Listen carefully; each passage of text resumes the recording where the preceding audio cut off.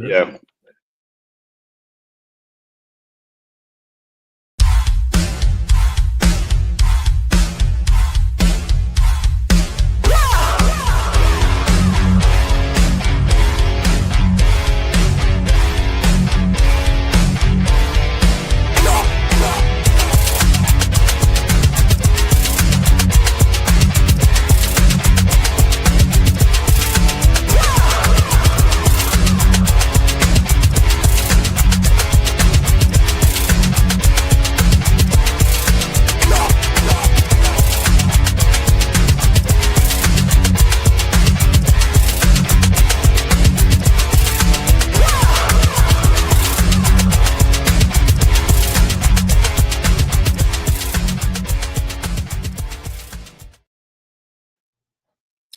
Good morning and welcome to the Sunday Morning Sports Podcast. I am BA along with Jack Hurst, James Martin, and Keith Engel. Hope you gentlemen are doing fine this morning. I don't think Rory McIlroy is feeling fine this morning, but I guess he'll live on to play another day at Augusta. What is going on with this dude? I mean, wow. Rory looks like when he didn't own a green jacket, and he said that in an interview I heard this morning. He sounds like the least confident guy tied for lead the last day of the Masters I've ever heard in my life. Yeah, despite posting some of the most jarring stats in recent memory in the first round, the 36-year-old Rory McIlroy is hanging on tied with Cameron Young heading into today's final 18 holes at Augusta, losing a 6-shot lead. 6-shot lead. In 11 holes. In 11 holes. It didn't take him 18 to do it. You're right. He mainly he mainly lost the 6-shot lead because of his driver problems, which he is so infamously known to be a good one at. He narrowly made the cut, sitting 53 out of 54 players. I think he needs to get himself back on the road again here with the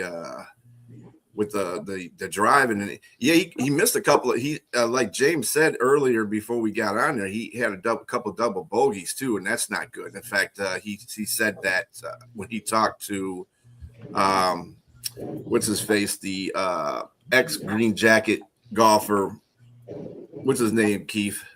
He alluded to him as and talking about he should never double bogey. That's one thing he needs not to do in this tournament is not double bogey, and he did it. Yeah, I didn't hear who said twice. That, but that is one of the things. I think it was Jack Nicholson. Yeah, it was Jack Nicholson. Nicklaus was in the broadcast booth for a while, and he did say that's obviously it's kind of 101, right? Stay away from double bogeys, and you play better golf. It's not. But I felt like watching Phil Mickelson from some of the places that Rory put himself yesterday. He made some great shots. He scrambled very well yesterday. We can talk all we want about him blowing a 6-shot lead, and that is bad. But quite frankly, he could have been 4 or 5 shots behind today because he scrambled very well to be one over yesterday. The way he drove the as you said, drove the ball off the tee. He played a really good round other than his driver. Right. Absolutely. And he came back. It's a mental thing now. McIlroy, he has to play like nothing happened going forward this final round. It kind of reminds me a little of that legendary tennis match in the early 80s between Bjorn Borg and John McEnroe. Bjorn Borg had 6 match points. And can you imagine McEnroe fought him off all 6 match points and won that 4th set to send it to a 5th set. And even McEnroe said he thought Borg was going to fold over. Because when you blow 6 match points, I mean, it's got to weigh in your head.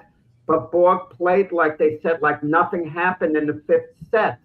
He was mentally that tough, and that's what McIlroy has to do today. Play like nothing happened, like he never had a lead to begin with. I agree, Jack. The interview I heard, though, he just is trying to talk himself into. He said at one point, he said, "Why am I playing like a guy who's never won a green jacket?" He says, "I have to remind myself I won one." Yeah, which is very exactly. He should just have a short memory. Just have a very short memory. go out there and just do what he normally does and win this round. This is it. This is for all the marbles there. And I think Rory McIlroy, I mean, what you said, Keith, earlier, he may have double bogeyed and lost that lead, but at the end, you could still see the things he was doing that kept him for a tie. Without a doubt. Without a doubt. And by the way, there's 8 players within 4 shots of the lead today, so it's not just Cam Young and Rory today. There's 8 shots, and Scotty Scheffler's sitting out there, going to go out much earlier than these guys. If he goes low again today and puts some pressure on you, who knows what's going to happen today? And CBS has got to be the happiest people in the world. I mean, they didn't want Rory coming in the final round with a 10-shot lead. Right. Yeah. Not good for viewership. Yes. No. Yeah. Okay. All right. So much luck to you. As a golfer, I know you want to move on quick. As a golfer, I love to watch these guys struggle because it's no fun for me to watch them go 25 under par in some of these tournaments. That's not fun. This is fun. Not yet, Jessica. We're getting to that. Keith, are you saying your game is not that great? My game is okay. My game isn't, Rory McIlroy good by any means. And I would probably shoot, and I have like a 9 handicap, which isn't terrible. I shoot low to mid 80s most of the time, so I shoot pretty well for an old guy. I know you wanted to say that. I thought I beat you to it. I wasn't going to say that. But if I played on that course yesterday, because it's treacherous, I'd shoot probably 200 in there. That's how good or hard that course is. I was going to say for an amateur. Not an old guy. I saw you forming the word old. I saw that. No. But anyway, what have you guys done to Keith? What have y'all done to Keith? We shazammed him with Jack. Anyway. This is really good stuff for the Sunday show. Keith Scout, James. Good stuff. Good questions, James. You don't need to keep it going. Jessica, we'll talk football in the last 10 minutes. You could go away for a half hour and then come back. What about the irony? Oh, my goodness. Thanks, Jack. Jack, you know this as well as I do, though. What's the irony of a show named after Mac McGrath leading with golf? It would never happen. Mac wouldn't allow it. Never. I'm happy you did, though. Good luck to Rory. I hope everything works out for him today. Let's play a little bit better out there. I know it's a rough course, but hey, you won a green jacket last year, so you can do it. You can do it. All right. So on to the NHL real quick here. The Red Wings were eliminated from playoff contention yesterday with a 5-3 loss to the New Jersey Devils. They have now lost. They have now not been in the playoffs 10 years in a row after being in the playoffs for 25 consecutive years. And this year is really bad because through 80% of the games, they were in playoff contention. And not since 1969-1970 season, when the Montreal Canadiens had a 69 points in first 53 games, that this has happened to a team. So I think it's time for somebody to probably escort Steve Yzerman out the door, because he is not to say he's been here for 7 years and has not made this team a playoff contender. Put him back on the ice, maybe. Put him back on the ice. Maybe that's probably where he needs to be. Right. Good morning, Linda. Good morning. Good morning, Miss Linda. Hey, Linda. Hope all's well. I don't look to me for any sympathy. My New York Jets haven't been in the playoffs 15 years in a row. So, the Red Wings are just kids as far as I'm concerned. Well, considering the fact that the Red Wings were once a dominating franchise in the NHL, that's kind of bad for them. We talk about a lot of teams here in Motown, the Red Wing, with the Pistons being successful, the Lions kind of being successful, and the Tigers trying to get up there as well. Usually in this sentence you include the Red Wings, but we haven't been able to include the Red Wings in 10 years. So it's just, and now they're becoming the Dead Wings like we used to have them. But It is what it is. Isn't this? I mean, they have improved record-wise, though, significantly, haven't they, Brian? Or am I missing? I mean, yeah, they've been better. I mean, in recent years. I wouldn't consider that. Well, I mean, this year compared to recent years, it's kind of like let me compare this to your New York Yankees. The Red Wings are expected to get into the playoffs. They're expected to get in the playoffs every year. Yeah, that's the expectations now, and I think that's the problem. Regardless of how they improved, whether better or just a little bit better, the expectation is them to get the playoffs. Period. This franchise is been built on that proud legacy. So now I don't know. Like I said, I don't know where Steve Yzerman's going from this point, but it's definitely not. Brian, 41 wins, 30 losses. I mean, I know that's a ton of parity in hockey, but when you look at the record, that doesn't exactly look like they're bad. 41 wins, 30 losses. They're bad. Well, again, they've been bad the last month. Yeah, they've been terrible. I think they were 3-11-5 or 3-11-5 coming out the gates after the Olympic break, and they were at least third in the conference before they went into the Olympic break. So they basically had a meltdown. Yeah, it's a meltdown over that time, and that's the players have been bad in the last half. The goaltending has been bad in the last half. The coaching, in fact, the coach has been saying that he's probably part of the problem as well. But actually, it's going to fall on top of Steve Yzerman because he's one that wanted to bring this team out of the playoff slump that they were in 7 years ago, which was 3, which Jack would be like poo-pooing against. But yeah. I don't know what's going on with him, but right now, Buffalo, Tampa Bay, Montreal, Ottawa, and Boston have all made the playoffs so far for the Eastern Conference, and for the Western Conference, Colorado, Dallas, Minnesota, Utah so far have made it for the Western Conference. So it's going to be should be really good because Florida's not in it no more. So we're going to have a brand new Stanley Cup champion. That's good, I guess. So I think the Buffalo story is. I think the Buffalo story. Them coming back, they've had almost 2 decades. It feels like of futility. And Lindy Ruff in his second run there has done a really good job getting them back to the top of the East. So great job, or near the top of the East anyway. Great job. All right, from the NHL to the MLB, let's talk about this. And this is also related to another story that me and Jack were getting into too, with players not making really good decisions lately. Jazz Chisholm's failed decision in the 10th cost the Yankees yesterday to Tampa Bay. He admitted that he was confused about which runner that he needed to get out in the double play ball that was hit toward him, which he did not handle cleanly, by the way. Let's get that straight. They figured that he could tag could have tagged the second base runner and threw to first and got the double play and got him out the inning. But instead, he did not do that, and that ended up being the costly mistake that led to the loss. I know that Keith has talked about Jazz a couple of times and his lack of fielding.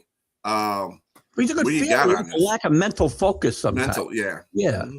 He's a good fielder, really good second baseman, but it didn't cost the Yankees the game. I think we're being over dramatic.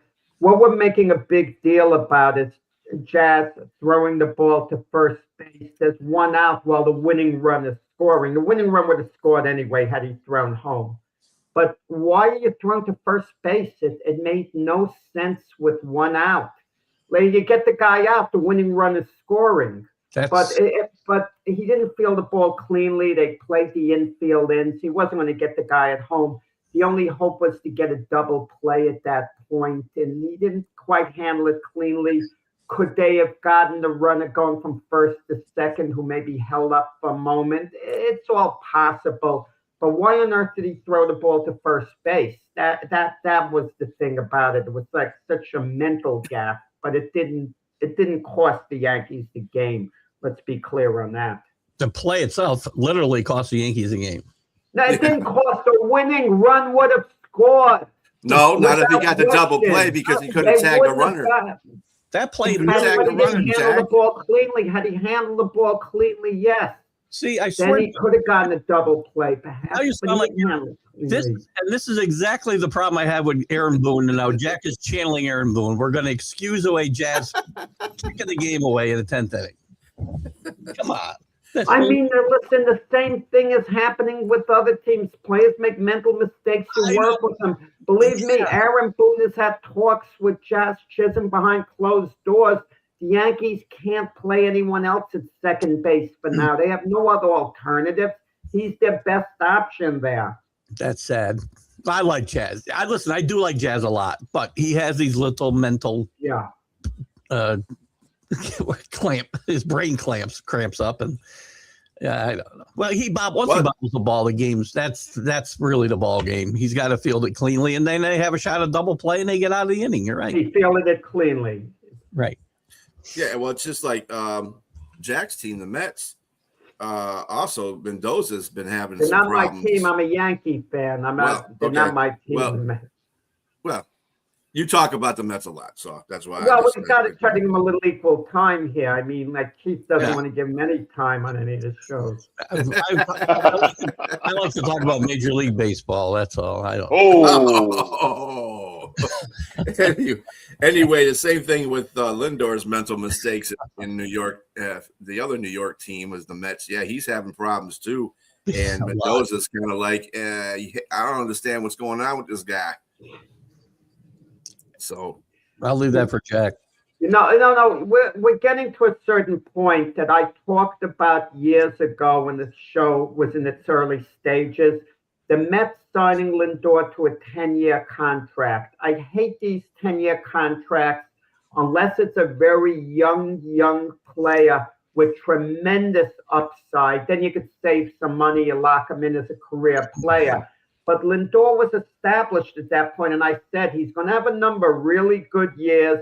When he hits a sixth or seventh year, he's going to have $31 million a year. How's that contract going to look the last 3 years? I don't want to hear you paying a guy for 10 years and he's going to give you 6 good years out of the 10. And what's Lindor? I think in the 5th year of that contract or something, 5th to 6th.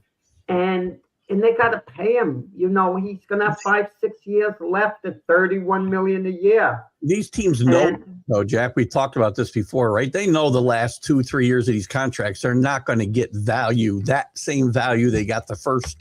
Well, he's only in year 5, but the first 7 years or whatever numbers you want to put out there. Yankees have done it lots. When they signed CC the last time, they knew they weren't going to get value out of him, the same value out of him in his. I think it was a 7-year contract. The 6th and 7th years, he did the first 4. So I think that's the cost of doing business. You know, you're going to pay guys for what they did the first part of that contract and overpay them, or you don't do it at all.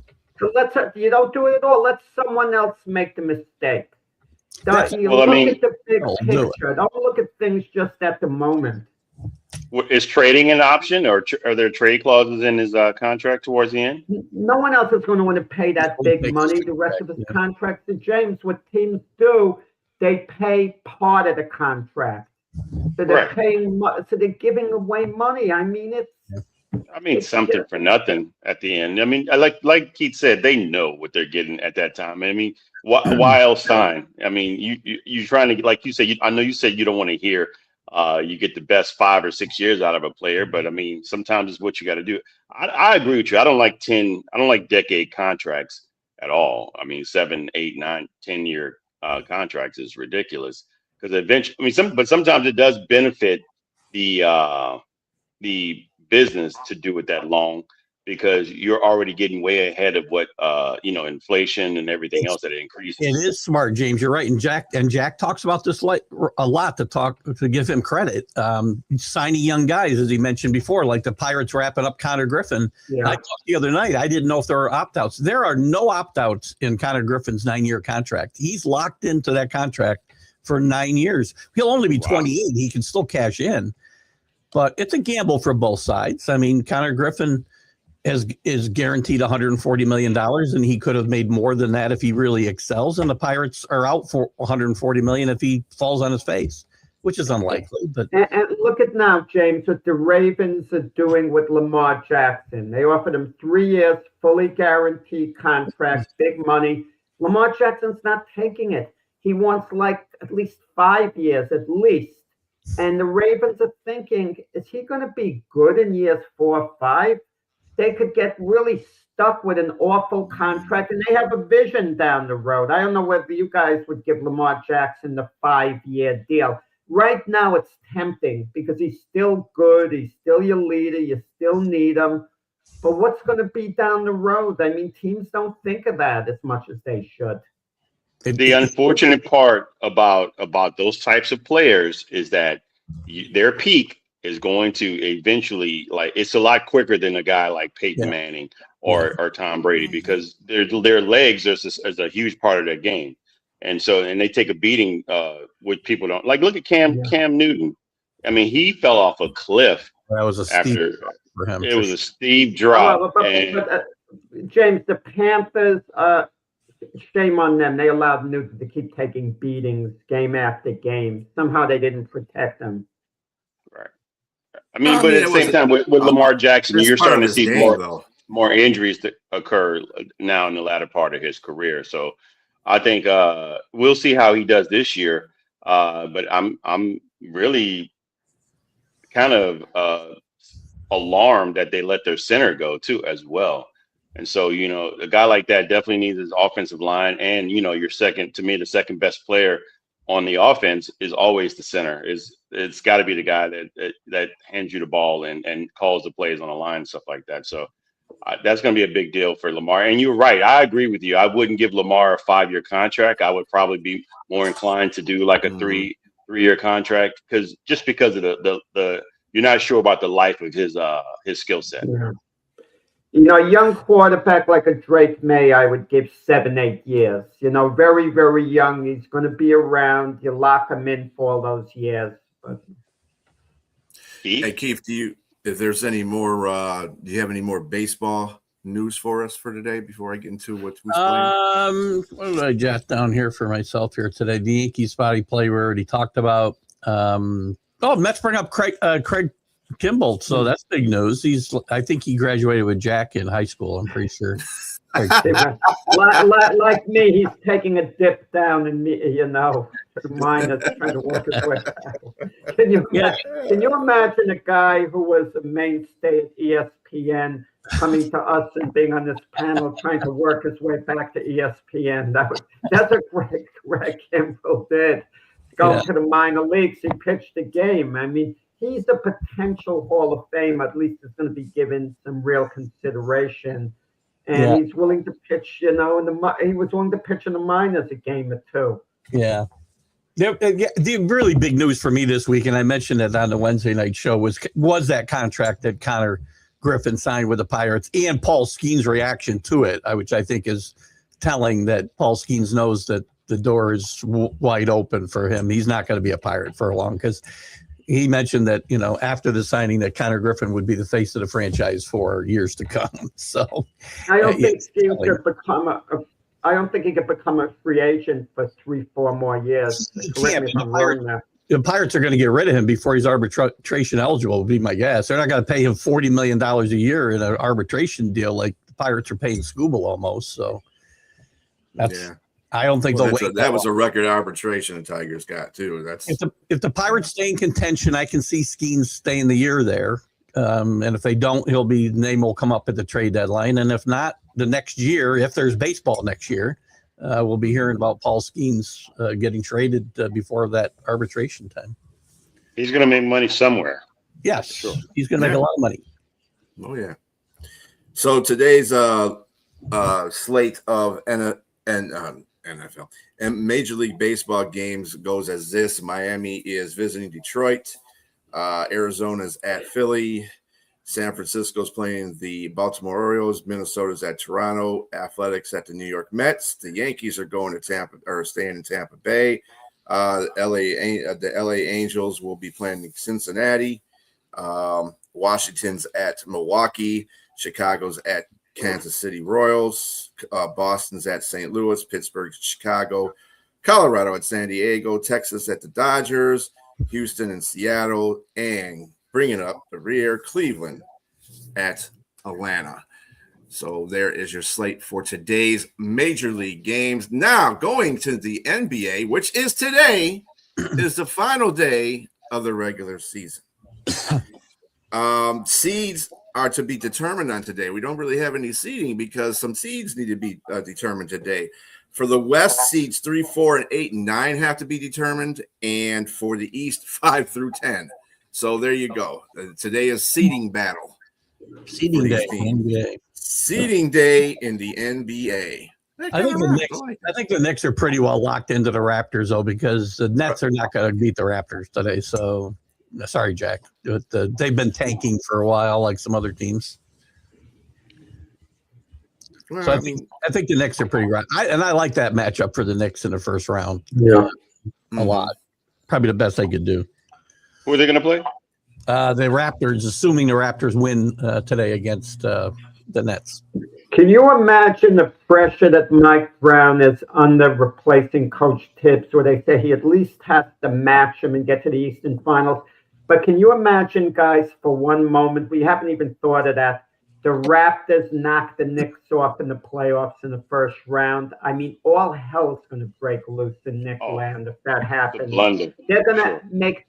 We were talking, I think, in the past about Giannis, maybe where he might be going. The Knicks would have to do something drastic in the offseason, if not change the coach, completely shake up the roster if they got eliminated right off the bat by a Toronto Raptor team. I think. Well, let me ask you about that real quick. Now, if that happens, is Mike Brown's seat not hot, or is he going to get fired? Dan Hurley'd be given the biggest offer in coaching history, I think, to leave UConn and come to the Knicks. Maybe they'd keep the same players, and that would be the major shake-up move. That would be one-stop shopping. Just throw him $20 million a year as the coach or whatever, $22 million a year. James Dolan will go crazy with his pocket, with his checkbook. Well, he can't fire himself, so he's got to fire. If they lose in the first round, then Mike Brown and Leon Rose are both going to get fired.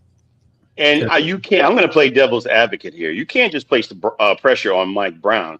You got players there that should be doing their job as well. No, I know you're not. I know you're not specifically, but I'm just saying overall, like what Jack mentioned, it's a lot of pressure there on Mike Brown, and rightfully so. I mean, I'm still of the mindset that Thibodeau should have never been fired in the first place. That's what I was going to say. I'm not blaming Mike Brown because he shouldn't be coaching his team in the first place. So right. Mike Brown's a good coach. He has a good track record all in all. But coaches make a major difference in the NBA.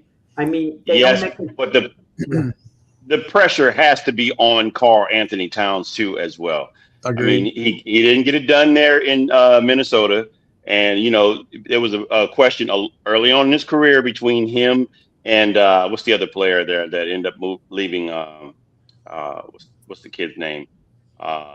He went to Miami and then went to Golden State. He just tore his Achilles. Jimmy Butler. Jimmy Butler, yes. They decided between the two. It didn't work out between them two. But even Shaq had to call out Karl Anthony Towns with his play in New York. And so he's been stepping up. But he's got to be the guy to say, when it comes playoff time, it's on me. It's on my back. You're the biggest star there. And I know they have Jalen Brunson there, but Karl Anthony Towns is the biggest star, literally and figuratively. I know what James is thinking. Got to show up every night, too. James was a GM and the Knicks got eliminated. I think, James, you would call the Timberwolves, because Karl Anthony Towns enjoyed playing there and work out 1-for-1 for Rudy Gobert to come to the Knicks for Karl Anthony Towns. No, I would definitely look at Giannis. Like you said, I would definitely be looking to trade and not only make a big deal for your coaching situation, but I'd be looking to try to get Giannis there too. And I could send him Karl Anthony Towns to Milwaukee for sure. For that, and a couple of first round draft picks maybe. or whatever. I think a lot of people want to blame, they're going to blame Mike Brown because that's just a New York state of mind when it comes to coaching. And Keith, you're right. It's not his fault. James, you're right. It's not his fault. It's basically the fault of the GM in all. So that is what it is. I'm a Pistons fan, so I'm not too hopeful of the Knicks, but whatever. I hope they do well. It's the owner, and we can't leave James Dolan out of the equation because he's a main reason Thibodeau's not there. So I'm blaming James Dolan more than anybody, but you can't fire the owner. What do you blame? Why does any one particular person have to get blamed? I mean, what is the owner, James Dolan? He allowed the Knicks to make all these moves. The Tom Thibodeau move, that's James Dolan. Yeah, I understand what you're saying. The key. That's the key to everything. And then Brian never holds a coach accountable. Never holds a coach accountable. I always hold coaches accountable. You have never heard me talking about Dan Campbell, have you? No, his defensive coordinator with the Lions, Aaron Glenn, comes and he coaches the Jets. He was a disaster. And Brian feels he's blameless with the Jets. Give him time. Give him the 5 years. Organization. That's the reason why I give him the benefit of the doubt. The Jets were horrible before he got there. So I'm just saying, you got to give the guy a chance to straighten that. If he can't get it done at least 2 or 3 years, then you get rid of him. But other than that organization is, I'm sorry, Jack, that organization is bad. They're getting to be looking like the Lions of the, early part of this century. So they're bad. Where does Jack set his barometer? Because I'm bad. I hate all managers and coaches. I want them all to get fired, and you don't want any of them to get fired. So we're anyway. Yeah. Go ahead, Jack. No. Only one team can win the championship. You look at the yardstick of measurement, like with your Pistons, for example. If they got eliminated even in the first round, I mean, they're going to get a bye, but if they got eliminated in their first series, you don't fire the coach. It's just one of those things. They're given a pass. But certain teams you get tired of waiting on year after year after year. Jack, I know you say that only one team can win, and you're absolutely right. The math is perfect. But when I think about the Knicks, 50 teams have won since they won a championship, and that's not good enough here. I'm sorry. Maybe it's good enough in, I don't know, Phoenix, but it's not good enough here.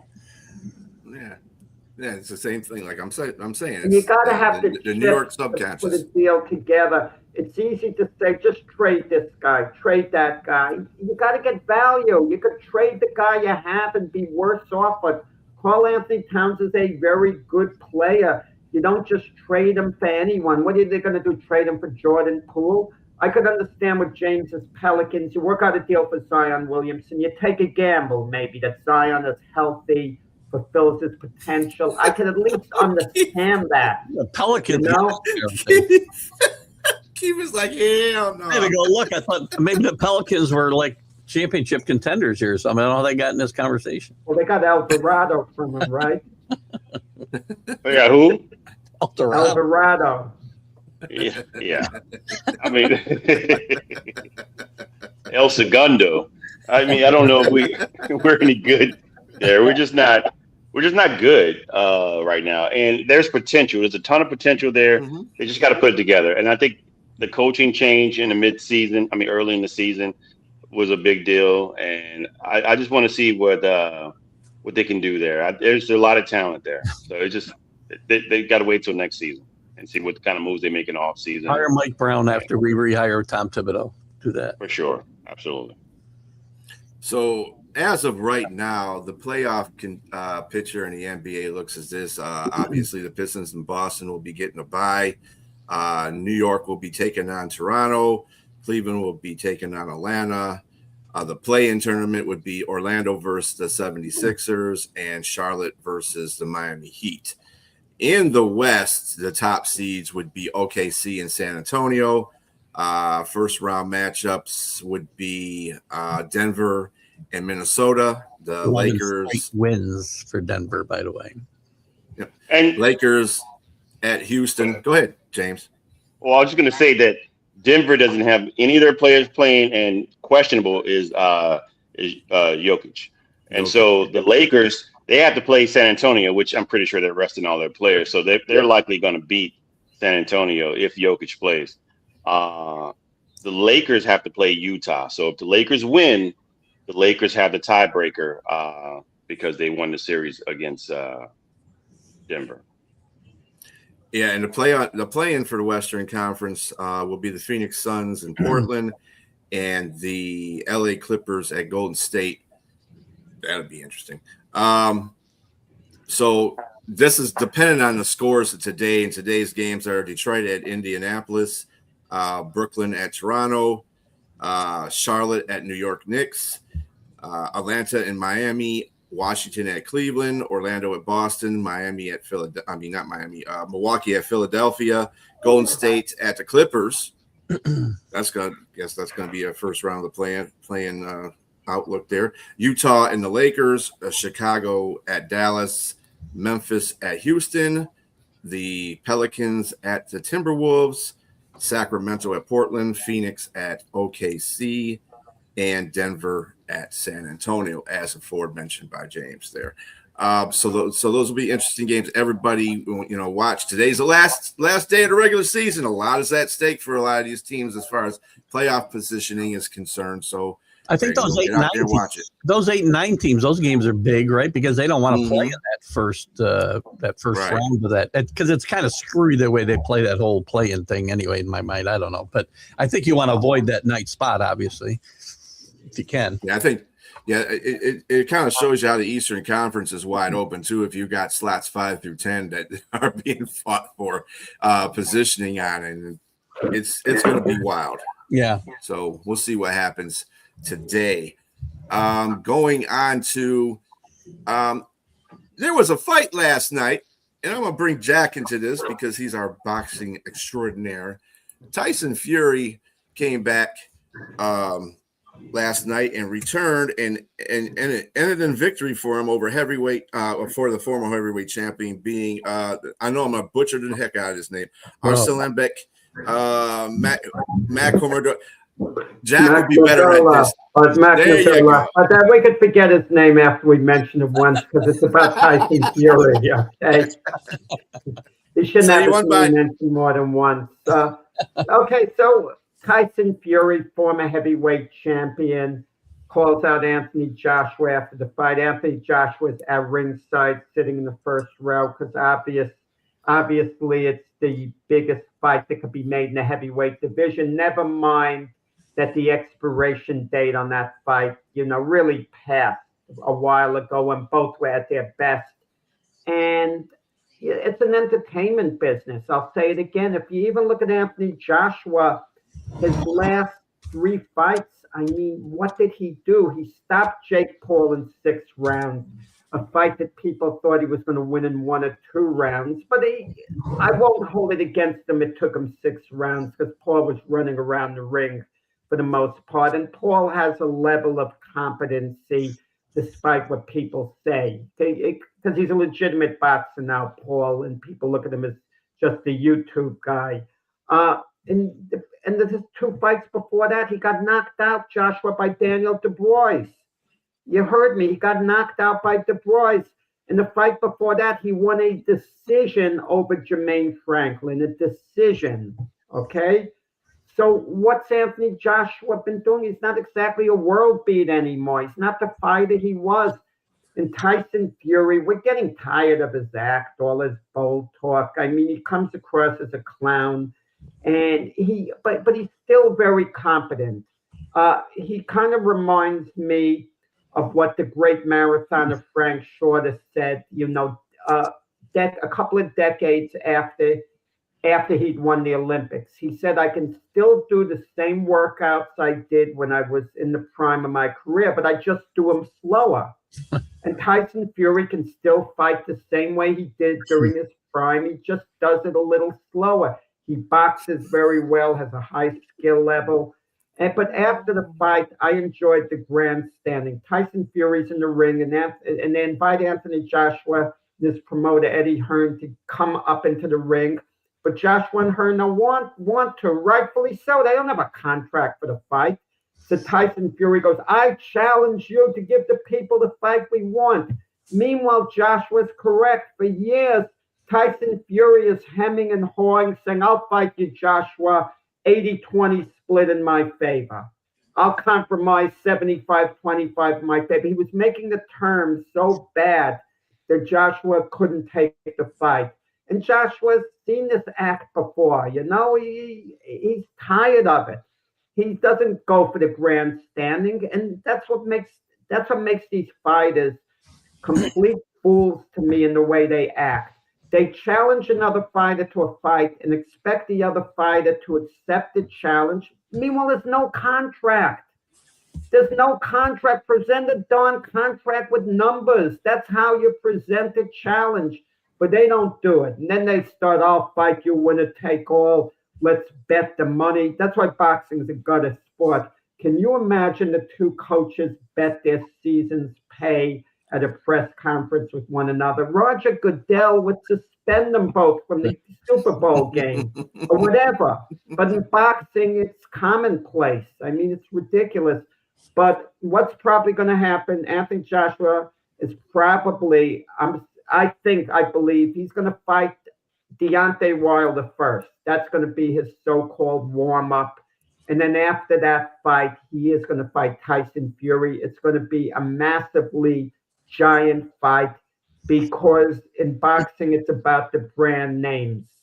Even you look at Pacquiao and Mayweather, if they fight, it's going to have major interest, even though both guys in their later 40s. And in reality, it means nothing, but people are going to go for it. Look, Mike Tyson, he comes back to the ring and he's fight whoever, and people are going to say, oh, Tyson is fighting tonight. Let me tune in. Isn't an indictment on boxing in general that all the big fights, and even in the heavyweights, they're all 37, 38 years old. We're talking about 40-year-old, late 40s, Pacquiao and Mayweather, and go back to the days when guys were good and watch and read Michael Jensen, man. Good plug. Good plug.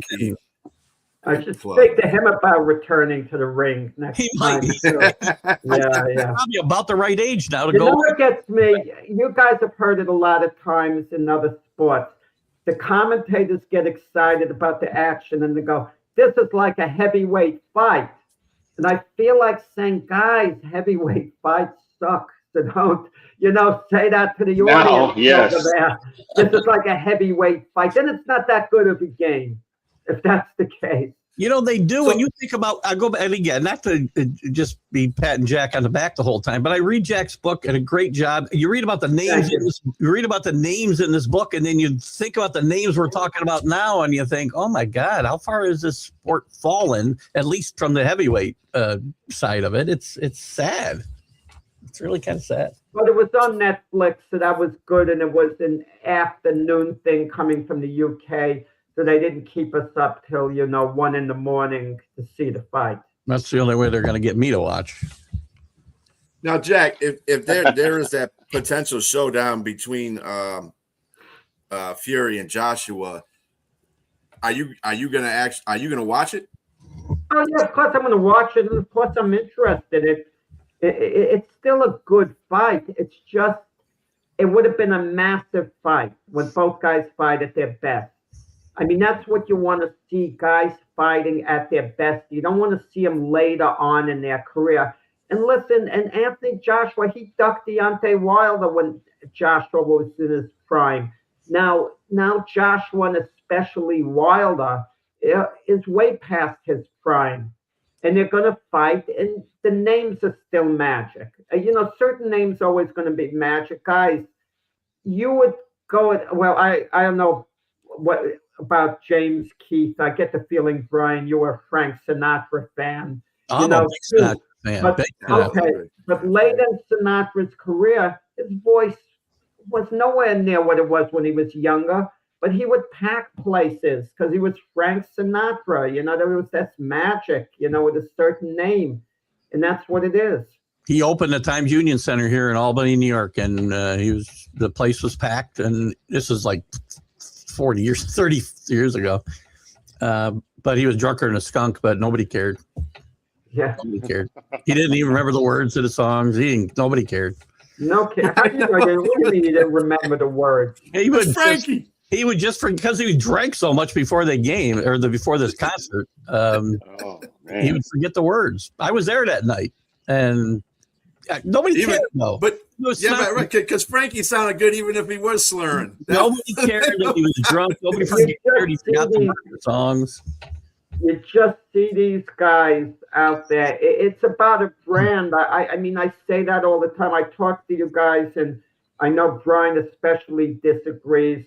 Sometimes you want a guy on your team and your organization because of the brand, what he means. You know, that's why I thought Saquon Barkley guy should have been a career Giant. It was important for the legacy of the franchise. You know, even like a potential debate question, it's supposed to be all about winning, right? But if you take any play, and I'm sorry if I'm changing the topics to shut me down quickly, Well, you're Brian, moving after into this where we comment. need to go. If you could have, in case, let's say, Mickey Mantle, there were a couple of years they didn't win the World Series. If the Yankees could have won one additional World Series, but never had Mickey Mantle on their team, what would you have taken? The one additional World Series? And Mickey Mantle never would have been a Yankee, or having Mickey Mantle as a Yankee? I'd say having Mickey Mantle as a Yankee was more valuable to the overall brand of the franchise than one extra championship. I would agree, but they also don't win any of those. Well, not any. They wouldn't win. I mean, if Mickey Mantle could never be on the team, it was a bunch of non-superstars that won for you. That's what I mean. Yeah. Well, they wouldn't have won, I guess. Would be my argument, number one. But I agree with you. I'd rather have Mickey in a couple less championships. Yes.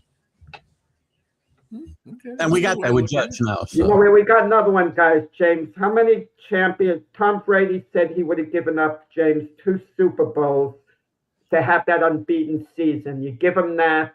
And what would you have traded for the unbeaten season? Let's say they could beat the Giants 19-0, but they had to give back to the devil. Would you have given back 3 Super Bowls, 2 less if you're Tom Brady? So instead of winning 7, you would have won 5, but one of the 5 would have been the unbeaten season. yes. Yes. You know, The reason why I say that, I would give because all. But go ahead, James. I'm sorry. James, no, I mean, how many? Yeah. Yeah, no, I wouldn't give them all back. But that's wild. You're a high roller, buddy. There's no way. So when James gets there, Brian wouldn't No. have given any of them back. Brian strictly. No. Hell no. I would have given. Not many. He won 7. The greatest player, arguably, is Montana had what, 4 or 5? Or he had 4? He had 4. So to give them back and to have that undefeated season, so you could shut Mercury Morris up and all those other guys. Rest in peace, Mercury Morris. All those other guys up and say, yes, we are 18-0, and we are 19. It would have been 19-0, right? 19-0. So 19, it would have been 19-0, and that's your legacy right there. I mean, it's like Golden State not winning the championship, and you're up 3-1. It's similar. I mean, it's always going to hurt. You got all those other championships, and I heard Clay talk about it. He said of all the championships they went to, he said that one still stings. It's there. You worked so hard for that moment, and it's one game. There's nothing you can do. Where's the stopping point? How do you give 3 for 1? Brady would have given 2 for 1. I would have given 3. I would have given 3. He's got 7. So to say that you have, I mean, and plus 1, he still would have 5. You know, so I mean, yeah, he still would have 5. So it's just, I would have given 3 up. Different people are going to have different answers. A player is going to answer different than James, who's not a Patriot fan, is going to answer just as a football fan. And I'm going to answer as a Patriot fan. I'm going to answer totally differently because of where I live and what I have to listen to. I'd give up every other Super Bowl to beat the Giants in the 2 we lost to the Giants. So you would have settled for an unbeaten season and one other Super Bowl, the one against the Giants, a total of 2 instead of. Yes, because Giant fans. They won 6 actually with the Patriots. See, I have to live They with a could bunch. have given 4 away with the Patriots. I have to live around and hang around a bunch of Giant fans who think they've won 12 Super Bowls and whatever number you want to throw out there because they won those 2 against the Patriots. I'll hang that over my head forever. So if I give up all of the other ones just to beat them twice, I'd be happy. And one of them would be an undefeated season. So I would. It would have to be the unbeaten. Yeah. Because I just want to shut these guys up. Well, I my guess you're giving goodness. Carolina some respect on that situation because that was one of the teams that they beat barely in one of the Super Bowls. So you could say you give that one back to them. Carolina to actually have a Super Bowl they won. Who else did they play that was pretty close? The Rams Eagles. would be another one. The Rams probably won. Most of their Super Bowls are very close. Twice, close. Yeah. Mm-hmm. As a matter of fact, Vinatieri was the guy that saved them in the first couple. Rams, a Panther game, he saved them. Yep. Mm-hmm. Yep. Donovan McNabb throwing up helped them against the Eagles. For sure. And T.O. will let the whole world know about that, for sure. Speaking of the NFL, we're going to get to NFL news and notes. The Packers trade Wicks, wide receiver Wicks, to the Eagles for a 5th round 2026 and a 7th, or 5th, was it a 5th round? 5th round, 2026 year and and a a 27 sixth and a next year. 27 6 the next year. Yeah. So does that help them? Do you think No, what it helps them in the decision to say that we may possibly trade AJ Brown. So I think that he's not just added depth. You're not trading for somebody and giving up a couple of round draft picks if you're not preparing for something. Mm-hmm. And they're probably going to draft a wide receiver as well. So I think this is probably undoing of AJ Brown, which is probably the undoing himself. But I think he's going to get traded. And Keith, there's a lot of names coming up, but specifically the Patriots have been in the mix with rumors. For sure. I meant to ask you guys that. Now, because of what went down swirling around with Grable and Rossini, the photos and all, and Hub breaking a story before that about A.J. Brown maybe going to the Patriots, are the Patriots going to kind of back off maybe a little? Because if they got A.J. Brown, now we hear all that talk that happened before. I don't know why that would change their approach at all. It isn't going to affect the organization at all. This affects the reporter in my mind more than anybody else. I don't even think listen, I don't believe photos at all anymore. So there's a lot of context not being shown in those photos. I can tell you right now, I don't know what's going on. I don't care. I don't think it changes their approach. I think it's a matter of whether they're going to want to give up what it takes to get him. And that's all it's going to matter. And we're not going to know. Unfortunately, we aren't going to know for another month and a half because this isn't going to happen till June 1st now. It's waited this long. They're not going to do anything. They can save themselves, I think, I want to say $7 million if they wait till June 2nd or whatever it is. But you may have a little bit more of an idea after the draft, though. You might. You'll see what teams do. Yeah, I think you'll have an idea. I have doubts they're going to want to give up what it's going to take to get him. I have my doubts. And pay him. You still have to pay him, too. I don't think this current situation is going to affect whether they get him or not. I really don't. And it's not a slam dunk that the Eagles are going to move on from him. I think, even though they might be leaning in that direction, I think it's Nick Sirianni's call. Can you live with A.J. Brown? Yeah. And A.J. Brown isn't really a troublemaker in the real sense. He's high maintenance in a way. He's a diva, like a point. But does A.J. Brown have a good point? He hated the way the Eagle offense was being run. And and it looked like he was correct. The way they changed coordinators, the whole offensive team. Him and Hurts don't get along. That's a big thing. But they got along great at one point. Well, it's not. This is not the point. It's not personal. It's more so. It's more so how how they're playing and Hurts is. I think he's had limited plays, and sometimes they say they're questioning his decision making in regards to the plays that he's allowed to choose to make. And look, I just think that whatever it is, keep it in house. They should have kept it in house, and I think and a big part of it is 6 coordinators in his tenure is not good either. No, Six that's offensive Not coordinator. good for any player. and a couple of them left because they were very good. So Right, exactly. in Too, fairness, but like, yeah, it is hard on a quarterback to have to go through that many coordinators for sure. Well, I'm not shedding any tears over this whole situation because he has been in 2 Super Bowls and he's won one. So I'm not shedding no tears over Jalen Hurts right now. But if Philadelphia does move on from AJ Brown, do you think they feel confident? Well, they might have to feel confident, but if Devontae Smith is their number one, being a number one, I would be. I love Devontae Smith. I think he's, in a lot of ways, I think he's as good or better than AJ Brown. He doesn't get as many opportunities since Brown got there. I think if Brown never came to the Eagles, you'd be looking at Devontae Smith a whole different way, and you'd be looking at him as one of the top wide receivers in the game. I like that kid a lot. And is And it look at kind the of a free agent? I don't know. yeah, yes, he is. And Yeah. there's a possibility that they may either draft a tight end or they may draft a wide receiver.